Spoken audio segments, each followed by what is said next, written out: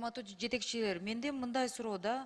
Бүгүнкү күндө мыйзамды колдойм, абдан туура убагында келип атат. Коллегаларым да мындай ой пикирлерин айтышты, бирок жергиликтүү местный самоуправление боюнча суроолор көп болуп атат. Бүгүнкү күндө 1 май району менен Чүй областы менен чектешкен айылдар, анан жаңы конуштар жөнүндө сөз кылат элем. Административдик территориалдык реформада сиз активдүү ошонун ичине мүчө болуп аралашып, мына канча жылдан бери ошону ишке ашырып келе жатасыздар, менин билишимче. Анан ушул маселени мэриядан эмнеге азыр көтөрүп атам? Мэрия менен көтөрсөм, алар бул эми Чүй область, буну өкмөт көзөмөлгө алса болмок, ошол өкмөттө иштеген тиешелүү комиссия бар дейт.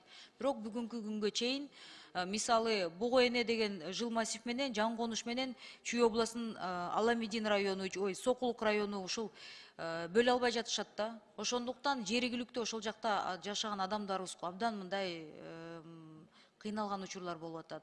Сокулук менен Аламедин районун как-то разделить надо да.